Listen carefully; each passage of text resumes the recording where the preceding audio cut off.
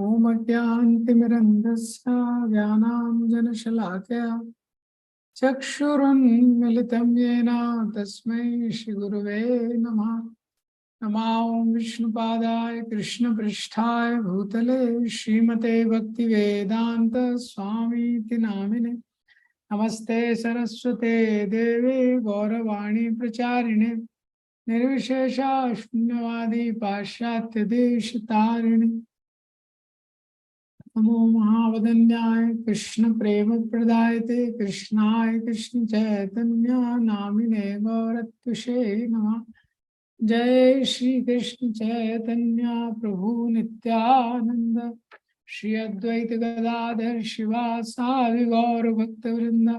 हरे कृष्णा कृष्णा कृष्णा हरे हरे, हरे रामो रामो रामो हरे हरे। हरे कृष्णा। तो हम पढ़ रहे हैं भगवद गीता अध्याय 2, इसका एक्रोनिम है गीता। तो शुरू के 10 श्लोकों में बताया है कैसे संसार में व्यक्ति को गुरु का आश्रय लेना चाहिए ज्ञान प्राप्त करने के लिए। उसके बाद 11 से लेकर 30 श्लोक तक भगवान ने जो गुरु पहला ज्ञान देता है, आत्मा का ज्ञान, अपने स्वरूप का ज्ञान, वो दिया है। उसके बाद 31 से लेके 53 तक जो तीसरा सेक्शन है, जिसमें ये बताया गया है कि किस प्रकार से जो हम शरीर नहीं है, हम आत्मा है, तो 2 धर्मों का हमको कैसे पालन करना चाहिए, एक शरीर का धर्म, एक आत्मा का धर्म। तो 31 से लेके 38 तक जो शरीर का धर्म है, स्वधर्म, उसकी चर्चा की गई है।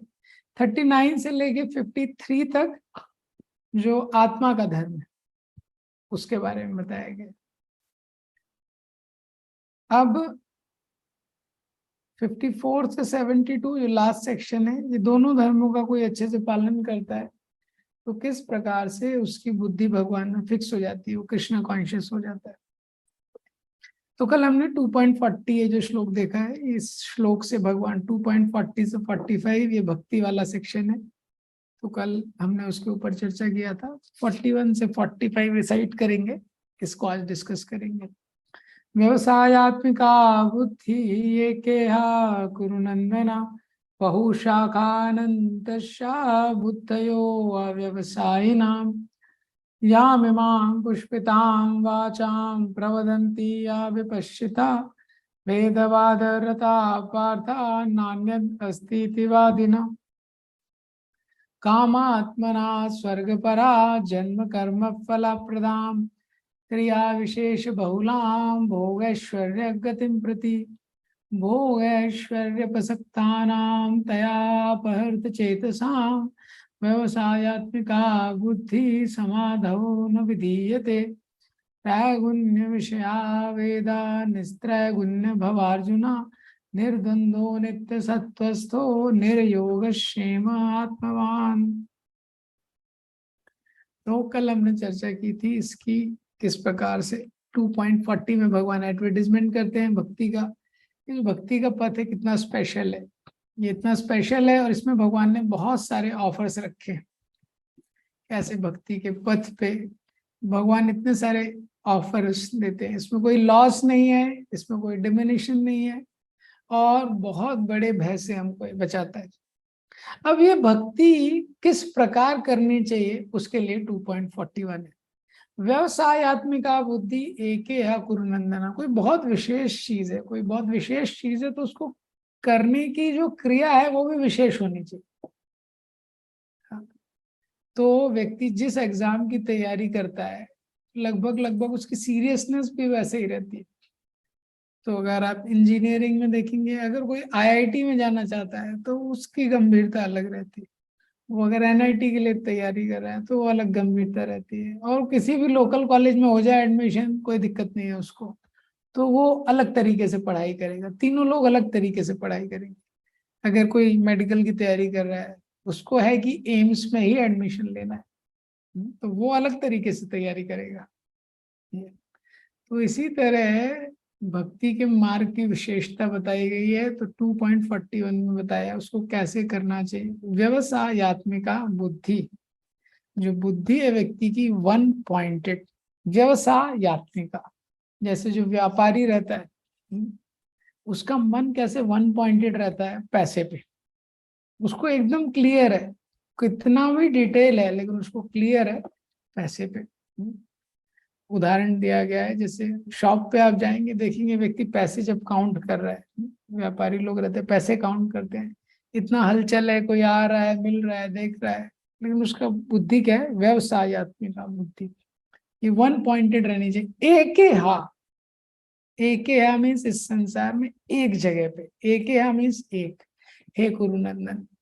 और इसके विपरीत, हाँ, जो लोग हैं जिनकी बुद्धि फिक्स नहीं है, उनकी बुद्धि कैसी है, बहुशाखा। कितनी शाखाएं हैं, अनंतश्या, अनंत शाखाएं हैं, उसका कोई लिमिट नहीं है। अव्यवसायी नाम ये। तो यहाँ भी बताया गया है, भगवान अर्जुन को बता रहे हैं कि इनडायरेक्टली भगवान बता रहे हैं कि तुमको वन पॉइंटेड रहना है। तो दो लोगों के बीच में यहाँ पे तुलना की जा रही है, एक जिनकी बुद्धि फिक्स है, दूसरी जिनकी फिक्स नहीं। तो जिनकी फिक्स नहीं है उसकी इतनी शाखाएं हैं, उसका कोई लिमिट नहीं है। तो क्या होता है कि अगर बुद्धि फिक्स नहीं है, बहुत सारी शाखाएं, तो एनर्जी वेस्ट हो जाती है। इस संसार में हम कुछ भी करना चाहते हैं तो उसके लिए फोकस चाहिए। अगर फोकस नहीं है तो उस चीज को अच्छे से नहीं कर पाएंगे। ये तो यही भगवान का पॉइंट है। तो विश्वनाथ चक्रवर्ती ठाकुर इसमें लिखते हैं, जो भक्ति योग का साधक रहता है वो एक हा कुरुनंदना, उसकी बुद्धि बहुत फोकस रहती है। क्या फोकस है, उसकी बुद्धि का फोकस है, माय साधना is to serve the lotus feet of the lord. मेरी साधना है कि मुझे भगवान के चरण कमलों की सेवा करनी है। टू रिमेम्बर देम, उनका ही स्मरण करना है।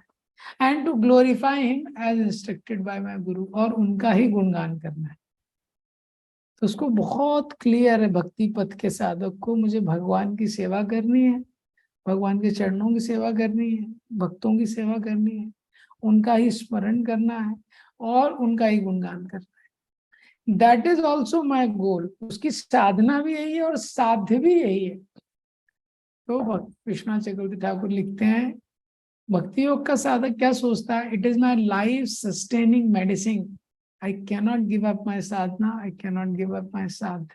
वो सोचता है मेरे जीवन में जीवित हूं इसी के द्वारा। किसके कारण, भगवान की सेवा है, भक्तों की सेवा है, भगवान का गुणगान है, और यही मेरे हृदय का सबसे प्रिय वस्तु है, यही मेरा कर्तव्य है। इसके अलावा कोई मेरा कर्तव्य नहीं है।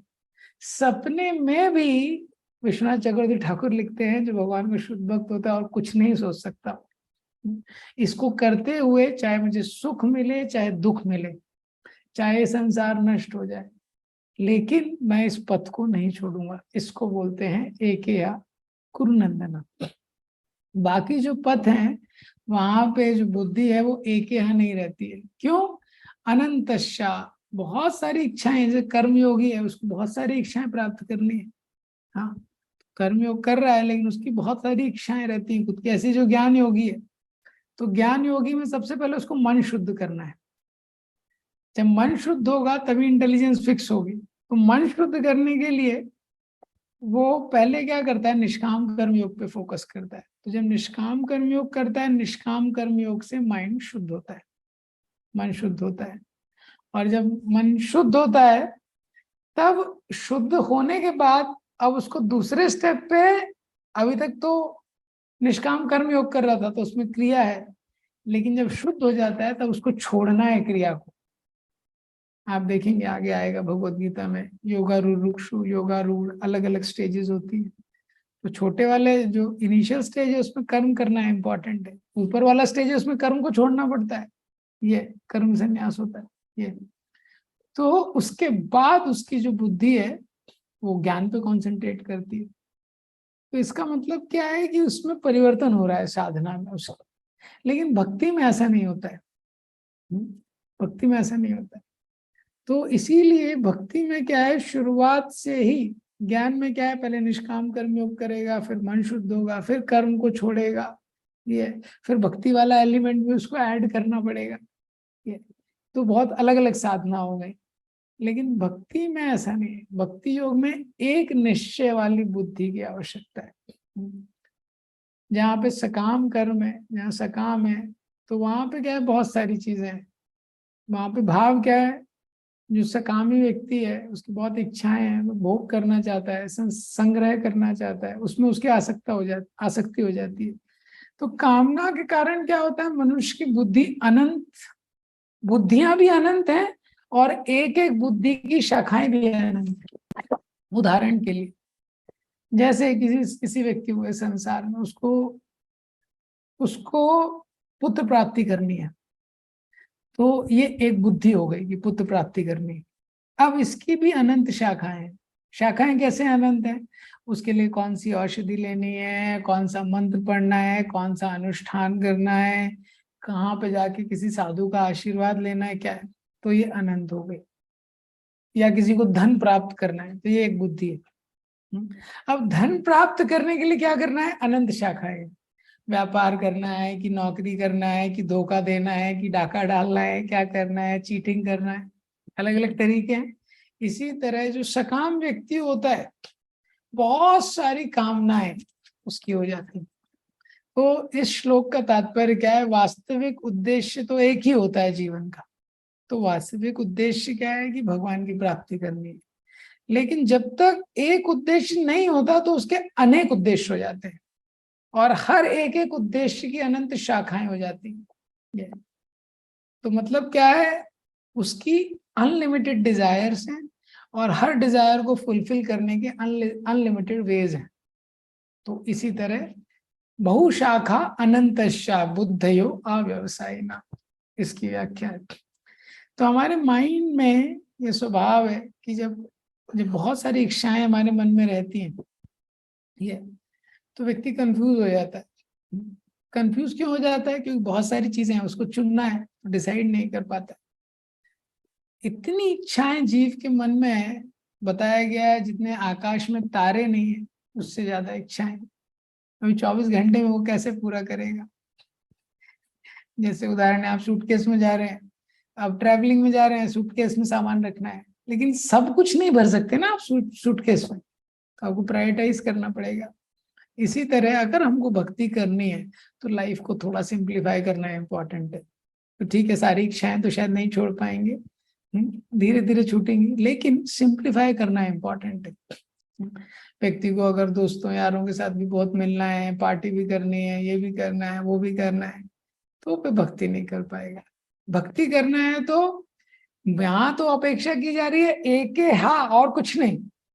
हाँ, तो हमको एटलीस्ट प्रायोरिटाइज करना है कि भक्ति के लिए हम लोग सबसे पहले टाइम निकाल पाए। ये to the extent devotees are one pointed, to that extent we can practice Krishna consciousness effectively। तो भक्ति तो भारत में आप देखेंगे कि सबकी अलग अलग धारणा है, लोग धर्म में तो लगे हैं, लेकिन जितना फोकस रहेगा उतना इफेक्टिव हमारा प्रैक्टिस रहेगा।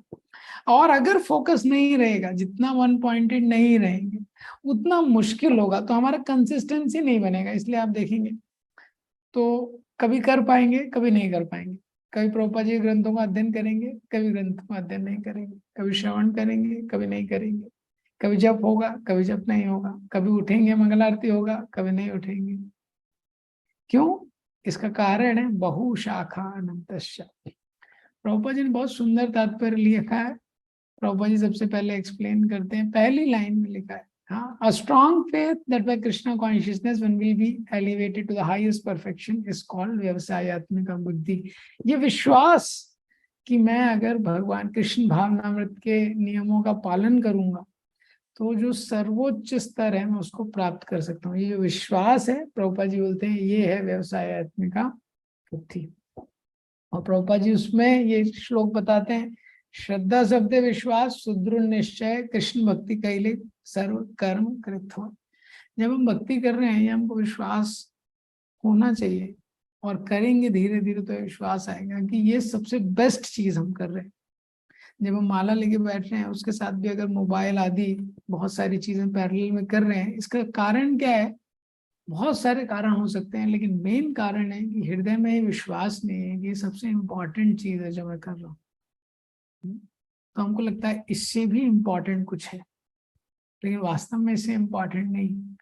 इसी को श्रद्धा बोला गया कि जब मैं भगवान का जप कर रहा हूँ, भगवान के बारे में सुन रहा हूँ, पढ़ रहा हूँ, इस संसार का सबसे महत्वपूर्ण कार्य हम लोग कर रहे हैं।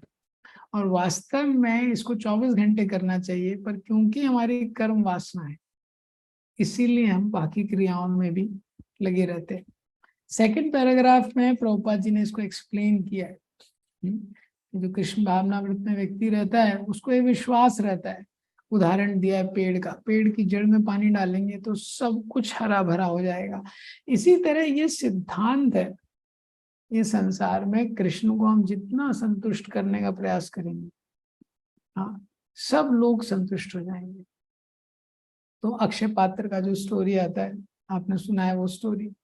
भगवान संतुष्ट हो जाते हैं शाक का पात्र खा के, दुर्वासा मुनि और उनके साथ 60,000 शिष्य, हाँ 10,000 शिष्य, सब संतुष्ट हो जाते हैं। अभी आप सोचिए कितना मैनेजमेंट कम कर दिया भगवान ने। अभी 10,000 लोगों का अगर प्रसादम बनाना है, सेटअप करना है, सर्विंग करना है, हाँ 1 महीने पहले से मैनेजमेंट करना पड़ेगा। इसी तरह चीजें आसान हो जाती हैं जब भगवान को संतुष्ट करने का प्रयास करते हैं। इसके विपरीत ये संसार में अगर हम किसी को संतुष्ट करना चाहें तो ये भी सिद्धांत हमको पता होना चाहिए कि इस संसार में एक भी व्यक्ति को हम पूरी तरह संतुष्ट नहीं कर सकते। एक व्यक्ति को, 2 को नहीं, एक को भी पूरी तरह संतुष्ट नहीं कर सकते। और इसका उदाहरण है संसार में जिस भी व्यक्ति का विवाह हो चुका है, तो कोई भी पूरे संसार में कोई भी ऐसे पति पत्नी नहीं रहेंगे कि पत्नी है वो पूरी तरह संतुष्ट है या कोई पति है वो पूरी तरह संतुष्ट है। तो इस उदाहरण से हम समझ सकते हैं। इसके अलावा और भी किसी संबंध में कोई ऐसे माता पिता नहीं है जो बच्चों से पूरी तरह संतुष्ट है, कोई बच्चा नहीं है माता पिता से पूरी तरह संतुष्ट है। और किसी भी संबंध में आप इसको डाल दीजिए, तो कोई भी किसी के बारे में बोलेगा हाँ ये अच्छा है, बट आ जाएगा थोड़ी देर बाद, हाँ 2-3 क्लोरिफिकेशन, हाँ ये भी अच्छा है वो भी अच्छा है, लेकिन हाँ वो बट आ ही जाएगा। ये तो संसार में एक भी व्यक्ति को हम पूरी तरह संतुष्ट नहीं कर सकते। तो ये टेक्निक पहले के राजा लोग अपनाते थे। तो पहले के राजा लोग होते थे, परीक्षित महाराज आदि, आप देखेंगे पूरी पृथ्वी पे राज्य करते थे, कोई सीसीटीवी कैमरा नहीं, कुछ नहीं, क्योंकि उनको ये सिद्धांत पता था अगर हम भगवान को संतुष्ट करेंगे, धर्म के आचरण करेंगे, और भगवान सबके हृदय में है, और अपने आप लोग संतुष्ट हो जाएंगे। आज की डेट में लोग लैपटॉप बांटते हैं, इलेक्शंस होता है तो आज के लीडर्स कहीं शराब बांटते हैं, क्या क्या बांटते हैं, पैसे बांटते हैं, फिर भी लोग संतुष्ट नहीं है। फिर भी लोग वो ले भी लेते हैं, वोट भी नहीं देते उसके बाद। क्योंकि सिद्धांत यही है, अगर संतुष्ट हमको करना है तो प्रभुपाद जी ने बहुत सुंदर तात्पर्य लिखा है, यस्य प्रसादात भगवत प्रसाद। प्रभुपाद जी ने इतना प्रचार किया, उनका उद्देश्य प्रचार नहीं था, उनका उद्देश्य था ये मेरे गुरु की आज्ञा है, मुझे उसका पालन करना है। ये प्रचार उसका बाय प्रोडक्ट था। वो कृष्ण को संतुष्ट करने के लिए उन्होंने प्रयास किया, और बाकी सारी चीजें इन्हें क्या कृष्ण ने अरेंज की। इसीलिए बताया एके हा कुरुनंदना व्यवसायत्मिका बुद्धि। तो इस संसार में 1 पॉइंटेड रहना, एके हा कुरुनंदना, बहुत मुश्किल है। हाँ इस, और बाकी आप देखेंगे एक्चुअली किसी व्यक्ति को कहीं भी सफलता मिली है तो उसका यही आप देखेंगे सूत्र है। ओलंपिक्स में किसी को गोल्ड मेडल मिला है, तो कोई स्विमिंग कर रहा था, रेसिंग में मिला है, किसी को 100 मीटर्स में मिला है, तो आप देखेंगे वो पूरा उसका वही जीवन है। जो स्विमिंग कर रहा है वो रोज स्विमिंग ही कर रहा है, तब जाके उसको ओलंपिक्स में एंट्री ही मिली है। जो रेस कर रहा है, वो भाग रहा है, वो रोज भाग ही रहा है। अगर कोई वर्ल्ड क्लास क्रिकेटर है, वो क्रिकेट है तो मतलब क्रिकेट पे ही फोकस करता है। तो एक्चुअली इसको बोलते हैं फैनेटिकल फोकस, व्यवसायत्मिक बुद्धि। फैनेटिक्स का मतलब क्या होता है कि जो व्यक्ति किसी एक चीज पे विश्वास करता है और वही चीज करता है उसको बोलते हैं फेनेटिक। तो इस संसार में हम देखते हैं कि एक वे में लोग बहुत फैनेटिक है। अब जैसे क्रिकेट को ले लीजिए, कभी कोई क्रिकेट खेलता है तो क्रिकेट ही खेलता है, और क्रिकेट में भी कोई बॉलर है तो क्रिकेट में भी ऐसा नहीं कि सब कुछ करता है, वो क्रिकेट का एक ही एस्पेक्ट, वो बॉलिंग ही कर रहा है। पता नहीं अगले जन्म में उसका क्या होगा, लेकिन वो बॉलिंग ही कर रहा है। जो अगर कोई बैट्समैन है वो बैटिंग ही कर रहा है। ये तो इसी तरह अगर हमको भक्ति में आगे बढ़ना है तो ये सिद्धांत बताया गया है।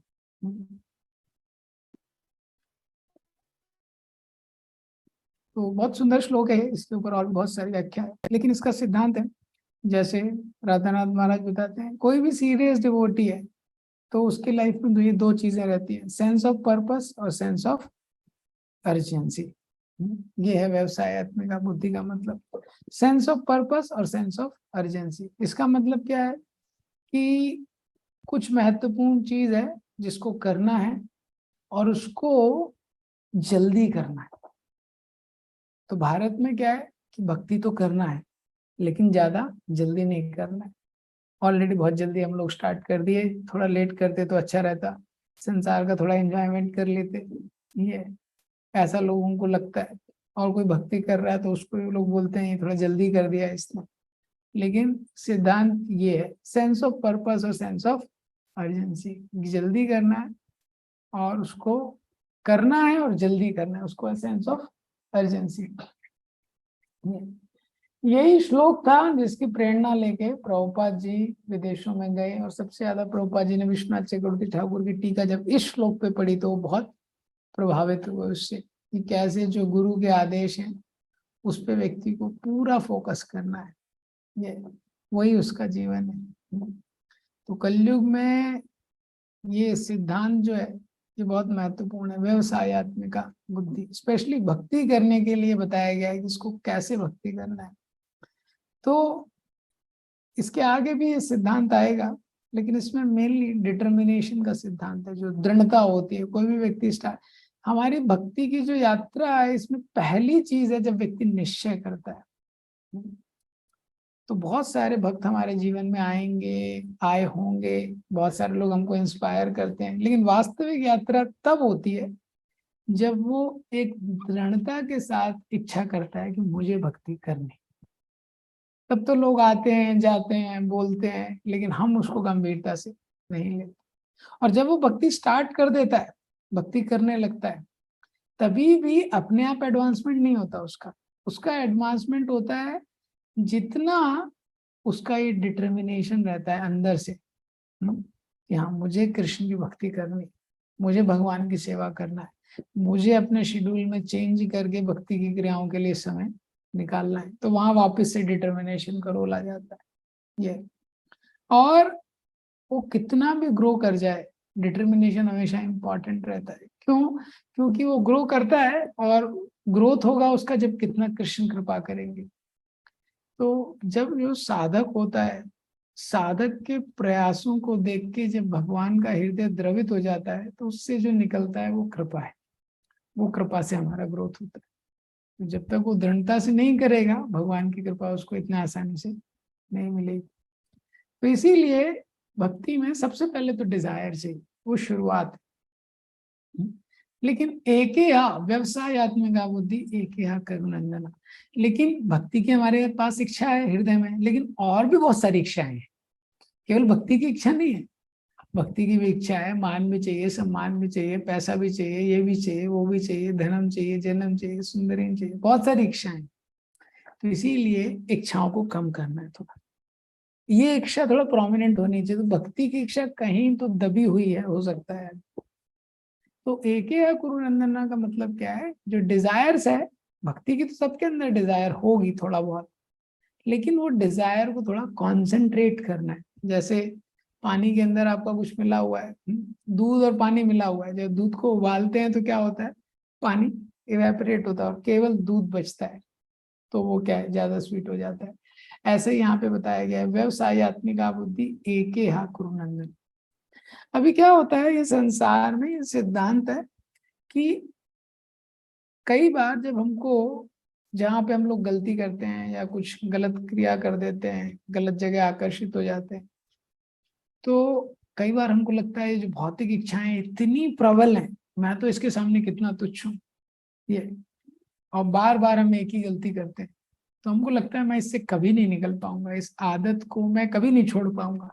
लोगों की अलग अलग हैबिट्स रहती ये, तो उसको लगता है मैं तो असहाय हूँ इसके आगे, मैं इसके आगे पावरलेस हूँ। लेकिन ये बताया गया है कि जरूरी नहीं है कि हम पावरलेस है, मेन चीज रहता है कि हम पर्पसलेस है, हमारा उद्देश्य नहीं है। कोई भी व्यक्ति है, जैसे कोई स्टूडेंट है, अभी वो स्टूडेंट, उसको 7 दिन का ब्रेक मिला, वो घर गया, वो नेट पे जाएगा, नेट पे कुछ सर्फिंग करेगा, कुछ मूवी देखेगा, कुछ देखेगा, कहीं 3 घंटे निकल गए, 4 घंटे निकल गए, लेकिन उसको कुछ हृदय में उसको ग्लानि नहीं होगी ज्यादा, ये कुछ करने को है ही नहीं उसके पास। अब वही व्यक्ति है, वही स्टूडेंट है, वही वही 1 हफ्ते का हॉलीडे है, लेकिन वो एग्जाम के पहले है, वो एग्जाम के पहले है, वो प्रिपरेशन लीव है, हाँ लीव है लेकिन प्रिपरेशन लीव है। तो अब उसका उद्देश्य क्लियर है, क्या है, मुझे एग्जाम के लिए प्रिपेयर करना है। और अब अगर वो घर जाता है, सपोज किसी दिन आधे घंटे भी उसने कुछ सर्फिंग कर लिया, कुछ नेट पे कुछ देखा, कुछ मूवी देखा, वीडियो देखा, तो उसको अंदर से बड़ी ग्लानि होगी, क्योंकि उसको पता है मुझे क्या करना है, तैयारी करना है। इसको बोलते हैं एम। हाँ, इसलिए बताया गया है अगर एमलेस नहीं है व्यक्ति तो शेमलेस हो जाएगा, क्योंकि एम है नहीं उसके पास। अब जब एम, एम क्या है, वो रेफरेंस पॉइंट है जिसपे एक्शन डिपेंड करते हैं। जैसे फुटबॉल का मैच है, उसमें गोल पोस्ट नहीं है तो कोई मतलब ही नहीं है, 20 प्लेयर हैं, 24 प्लेयर हैं, फुटबॉल यहाँ है वहां है, कोई मतलब ही नहीं है। इसी तरह जब तक व्यक्ति का एम फिक्स नहीं होता, जब एम फिक्स होता है उसके रेफरेंस में व्यक्ति एक्शन लेता है। तो एक बार जब वो स्टूडेंट छुट्टी जाता है, 7 दिन की छुट्टी में है, लेकिन उसका कुछ एम नहीं है, तो समय कितना वेस्ट हुआ, कितना घंटे सोया, क्या किया, कुछ काउंटिंग ही नहीं है, ना उसको अंदर ग्लानी होगी ये। अगर लेकिन उसका कुछ एम है, तब पॉजिटिव नेगेटिव का कंसिडरेशन रहता है, मुझे कैसे समय व्यतीत करना है ये। तो इसी तरह ये पर्पस हमारे लिए बहुत इंपॉर्टेंट है कि हमको भक्ति करना है। तो जब एम रहेगा हमारा, तभी बाकी चीजें प्लान काम करेंगी। तो अगर एम ही नहीं है भक्ति करने का, तो फिर बाकी चीजें काम नहीं करेंगी। तो ये बहुत बड़ी विडंबना है, आप देखेंगे भारत में कि अब काफी जगह बाहर के डिवोटीज बहुत सीरियस होते हैं, आप मिलेंगे, रशिया के डिवोटीज हैं और कंट्रीज के डिवोटीज हैं, बहुत सीरियस होते हैं। तो साधारणतः उनका स्वभाव ऐसा रहता है, क्योंकि वो सीरियसली ही चीजें करते हैं काफी सारी, और उनको कृष्ण भावनामृत, कृष्ण कॉन्शियसनेस, भक्ति के बारे में कुछ भी पता नहीं होता।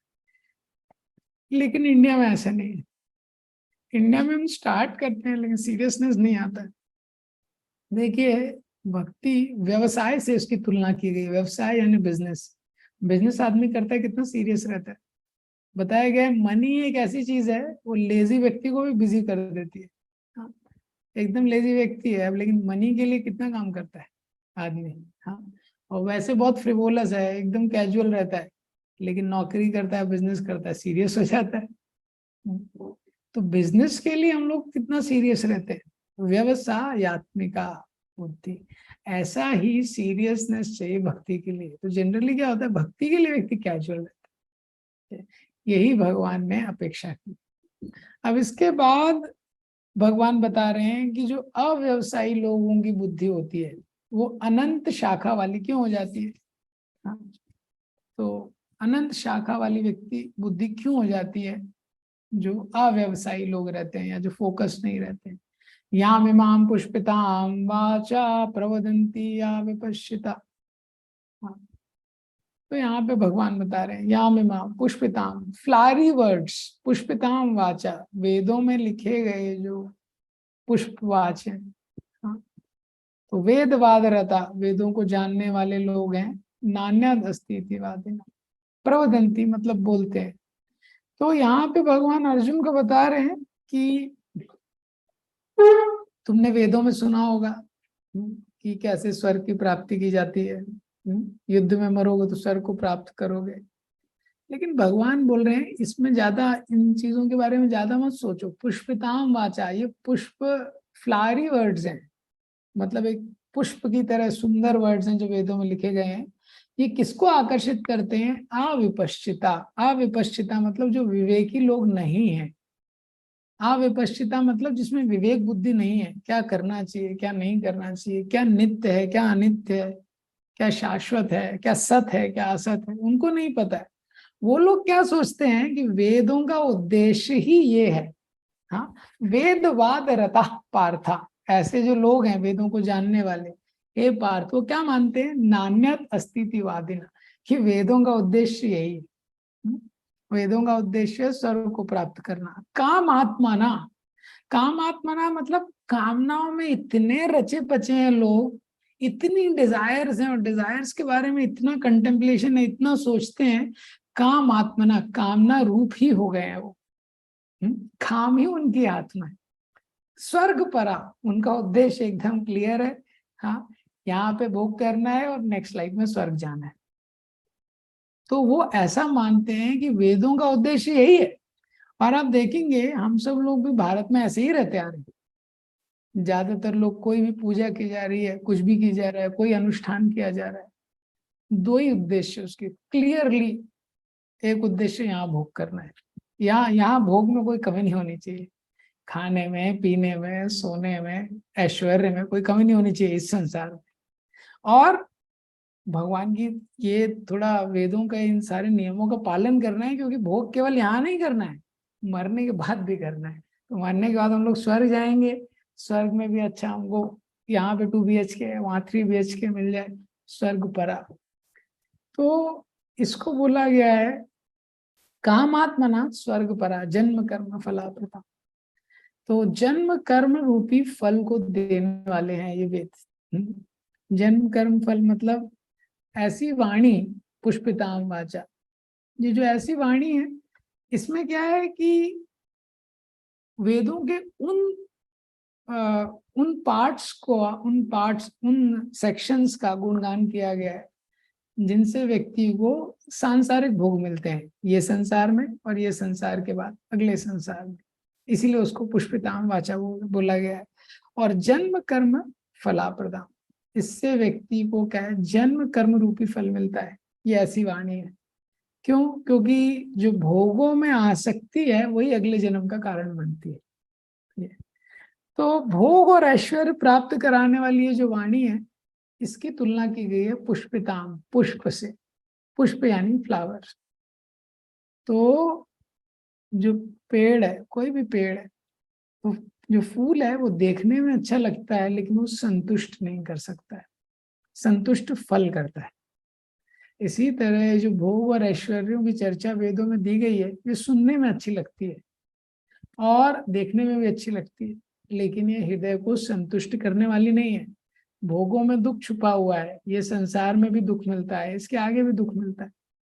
ये काम आत्मना स्वर्ग परा जन्म कर्म फला प्रदाम, और जन्म कर्म रूपी फल मिलता है, अगला जन्म लेना पड़ता है। क्रिया विशेष बहुलाम, बहुत अनेक अनेक क्रिया करनी पड़ती है। भोग करना भी आसान नहीं है, भोग में बहुत मेहनत लगती है। हाँ, अभी आपको फीस्ट खाना है, बहुत मेहनत लगेगी। पहले इंग्रेडिएंट जुटाओ, फिर कुकिंग करो, फिर ये करो, फिर वो करो। कोई भी चीज, किसी भी चीज का भोग करना है तो बहुत मेहनत करनी पड़ेगी। इसीलिए तो लोग इतनी मेहनत कर रहे हैं। भोग ऐश्वर्य गति प्रति, भोग और ऐश्वर्य को ही जिन्होंने गति मान लिया है जीवन का, ऐसे जो लोग हैं। तो ये श्लोक बोला गया है उन लोगों के लिए जिनकी बुद्धि सकाम कर्मों में लगी हुई है। वो लोग बहुत बुद्धिमान नहीं है, ये बहुत बुद्धिमान लोग नहीं है।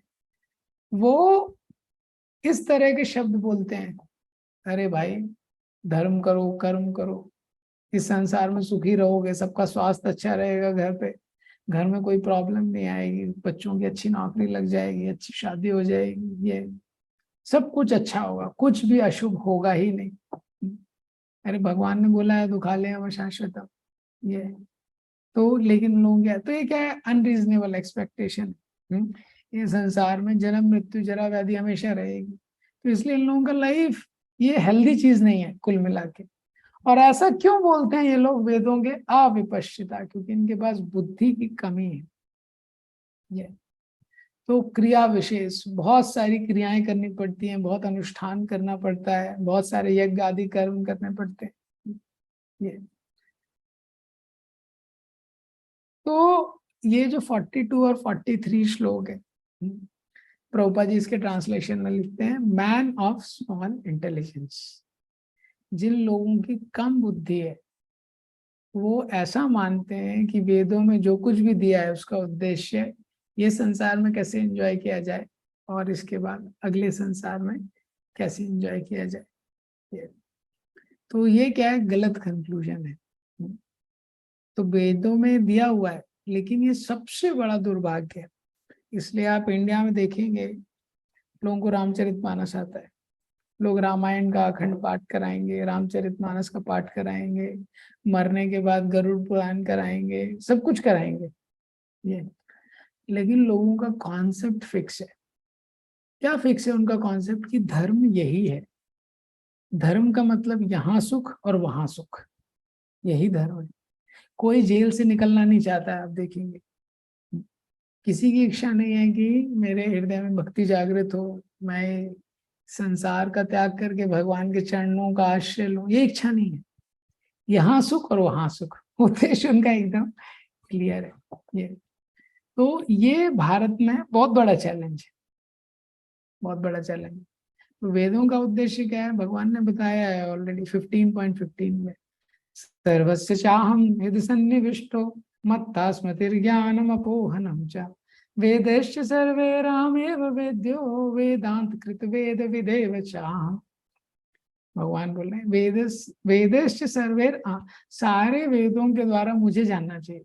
अहमेव वेद्यो वेदांत कृत, और मैंने ही वेदों को लिखा है। वेदेव च, वेद मेरे से ही आ रहे हैं और वेदों का उद्देश्य मुझे ही जानना है। भगवान ने बहुत क्लियरली बोला है। तो ये हमको समझना चाहिए कि ये शास्त्रों का उद्देश्य, धर्म का उद्देश्य। तो ये बहुत बड़ा एक चैलेंज है कि व्यक्ति जो इन बिटवीन चीज है, हाँ, ये शुरुआत के लिए अच्छा है। किसी कोई शुरुआत कर रहा है, धर्म का पालन कर रहा है, एटलीस्ट देवताओं में भगवान में बिलीव कर रहा है ये, लेकिन ये डेस्टिनेशन नहीं है, ये वेदों का उद्देश्य नहीं है। ये एक स्टेशन हो सकता है नेक्स्ट डे भक्ति स्टार्ट करते समय, पहला दूसरा स्टेशन, लेकिन ये डेस्टिनेशन नहीं है। अब जो ऐसे लोग होते हैं उसी के बारे में जो तीसरा श्लोक, जिनकी अव्यवसायिक बुद्धि है, उसी के बारे में नेक्स्ट बताया। भोग ऐश्वर्य प्रसक्ता नाम तया अपहर्त चेतसाम व्यवसायत्मिका बुद्धि समाधो न विद्यते। भोग ऐश्वर्य प्रसक्ता नाम, जिनके मन बहुत आसक्त हैं भोग और ऐश्वर्य में, तया अपहर्त चेतसा, उनकी चेतना है उसका अपहरण हो चुका है। व्यवसायत्मिका बुद्धि यानी एक निश्चय वाली बुद्धि कि ये भक्ति करनी है, भगवान की भक्ति करनी है, भगवान को प्राप्त करना है। समाधौ न विधीयते, वो फिक्स नहीं हो पाती है। तो पूर्व श्लोक में जिस वाणी का वर्णन किया है, कौन सी वाणी? पुष्पिताम वाचा।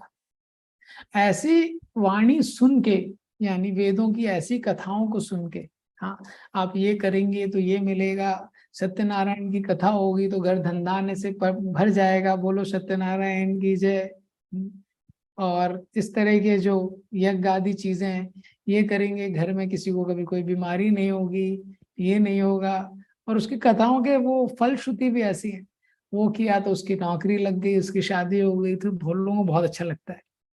हाँ, तो ऐसी वाणी से जिनके चेतना का अपहरण हो गया है, तो वो लोग क्या मानते हैं कि स्वर्ग जाना ही। भोग ऐश्वर्य प्रसक्ता नाम, ऐश्वर्य प्रसक्ता नाम, इसका मतलब क्या है?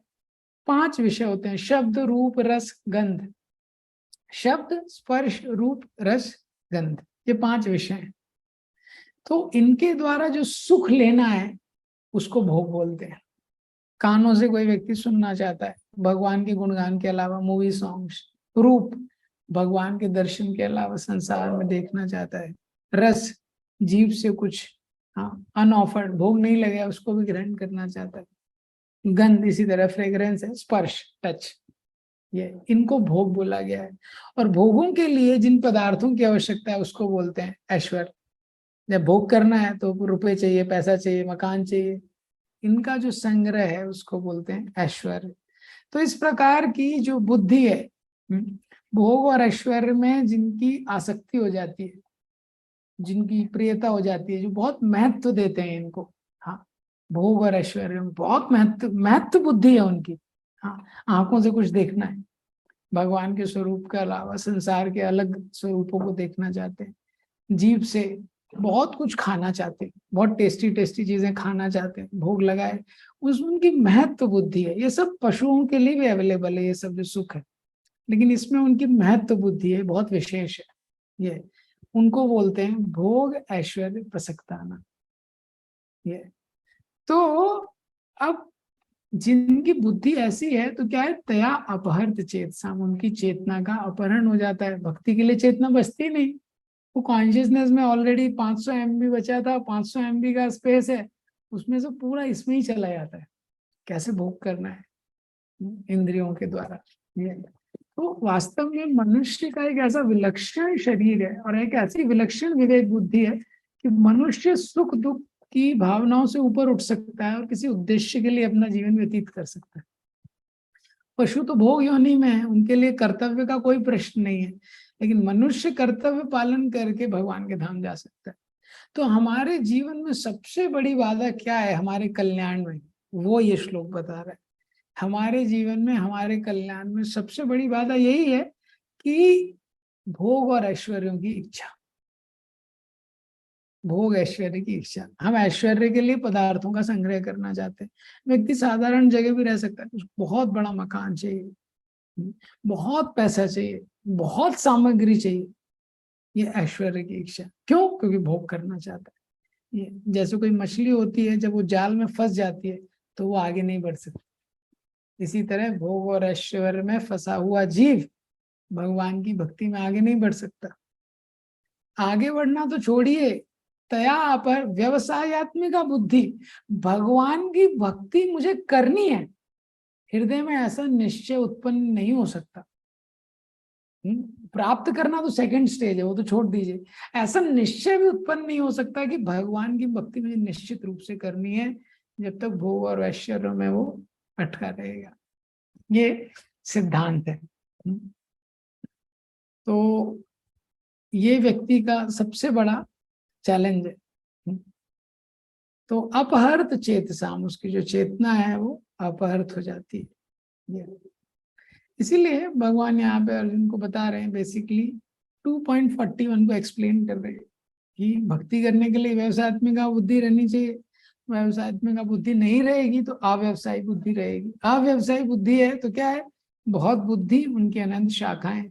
अब भोग करना है तो अब पैसा कमाना है, अब पैसा कमाना है तो कैसे कमाना है, अनलिमिटेड डिजायर, तो उससे क्या है पूरा जीवन निकल जाएगा। ये तो ये जो हमारी आसक्तियां हैं, इनका बहुत बड़ा प्राइस हमको पे करना पड़ता है। महाभारत में धृतराष्ट्र का उदाहरण उसी चीज के लिए, जो धृतराष्ट्र है वो आसक्त है। कितना आसक्त है वो अपने पुत्र से, राज्य से, कितना उसने पांडवों को इतना कष्ट दिया, मारने का प्रयास किया, द्रौपदी का चीरहरण हुआ, 64 करोड़ लोगों की मृत्यु हुई। क्यों? आसक्ति के कारण। इसी तरह आसक्ति का हमको संसार में बहुत बड़ा प्राइस देना पड़ता है। जैसे कोई बच्चा, कभी कभी पहले मूवी में देखते थे, कोई बच्चा है वो चला जाता है, तो स्कूल से जा रहा है, उसको किडनैप कर लिया अंडरवर्ल्ड वालों ने। अब उसके लिए क्या मांगेंगे, वो पैसा मांगेंगे उससे। हाँ, ransom, what we call in Hindi. हाँ, तो पैसा मांगेंगे क्योंकि लोभ है उनका। ये तो अब अगर पैसा दे दिया, तो फिर वो वापस से किडनैप करेंगे उसको दूसरी बार।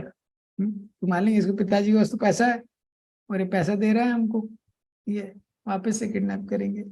इसी तरह हमारी जो इच्छाएं हैं, काम में इतनी सारी इच्छाएं, इतना लोभ है, तो भौतिक इच्छाओं को जब हम पूरा करते हैं तो उससे क्या है, कुछ समय के लिए हमको थोड़ा ठीक लगता है, लेकिन मुक्त नहीं होते। इंग्लिश में 2 शब्द हैं, रिलीफ और रिलीज। रिलीफ का मतलब है जैसे पेन रिलीफ आता है ना, टैबलेट, दर्द थोड़ा कम हो जाता है लेकिन बीमारी नहीं जाती। तो रिलीज का मतलब है कि व्यक्ति मुक्त हो जाता है। तो किसी भी भौतिक क्रिया में या भोगों में हम लगते हैं, जैसे हमको खाने के लिए कुछ अच्छा चाहिए, तो एग्जाम्पल, तो उसको हम लाते हैं, हमको गुलाब जामुन खाना है, रसमलाई खाना है, तो इंडल्जेंस से क्या होता है, थोड़ा रिलीफ मिलता है थोड़े टाइम के लिए, बाद में और वो डिजायर बढ़ जाती है। बाद में फिर हमको रोज रसमलाई चाहिए ही चाहिए, रोज स्वीट चाहिए ही चाहिए। करेक्ट, वो इच्छा क्या है, बढ़ जाती है, तो रिलीज नहीं मिलता है। जैसे किसी क्रिमिनल को आपने एक बार रिश्वत दे दिया तो वो वापस से किडनैपिंग करेगा। तो इसीलिए इम्पोर्टेंट सिद्धांत ये है देखना कि कैसे हम अपने मन को कृष्णा कॉन्शियसनेस से भरें, ये और भौतिक लाइफ को थोड़ा सिंप्लीफाई कर रहे हैं, ये इसका पूरा सिद्धांत है, ये जो 4 श्लोक है। तो भौतिक लाइफ में सिंप्लीफाई करना इम्पोर्टेंट है, और स्पिरिचुअल लाइफ में कृष्णा कॉन्शियस से माइंड को भरना बहुत इंपॉर्टेंट। कृष्णा कॉन्शियस डिजायर्स होनी चाहिए। तो अगर भगवान की भक्ति के लिए हमारी बहुत हमको योजना बनानी चाहिए, भगवान की भक्ति कैसे करनी है, भगवान की सेवा कैसे करनी है, इसके बारे में बहुत योजना बनानी चाहिए ये। और भौतिक जीवन को थोड़ा हमको सिंपल रखना चाहिए, ये सिद्धांत है। क्योंकि भौतिक इच्छाओं को जितना भौतिक इच्छाएं रहेंगी, स्पिरिचुअल लाइफ उतना डल लगेगा। ये बहुत ज्यादा व्यक्तियों की भौतिक आसक्ति है तो उसको टेस्ट नहीं आएगा, प्रभुपाद जी के ग्रंथ पढ़ेगा, चैंटिंग करेगा, उसको लगेगा ऐसे तो ड्राई है ये। तो ये बहुत इंपॉर्टेंट सिद्धांत है, जहाँ पे बताया गया हमारी इच्छाएं हैं, ये बहुत इंपॉर्टेंट है लाइफ के लिए। और इसकी और भी व्याख्या है, यही श्लोक बताने के बाद भगवान 45 श्लोक में बताते हैं, त्रैगुण्य विषयावेदा निस्त्रैगुण्य भवार्जुना। त्रैगुण्य विषयावेदा, वेदों में 3 विषय के बारे में बताया गया है, त्रैगुण्य निस्त्रैगुण्य भवार्जुना। इसलिए हे अर्जुन, ये 3 गुणों से तुम ऊपर उठो। ये जो 3 गुण है इनसे ऊपर उठो, निर्द्वंदो नित्य सत्वस्थो, और फिर तुम क्या है, द्वंद से मुक्त हो जाओगे, सत्व में स्थित हो जाओगे। निर्योग क्षेम आत्मवान, और योग और क्षेम की चिंता तुमको नहीं रहेगी। इस श्लोक में बताया जा रहा है 2.45।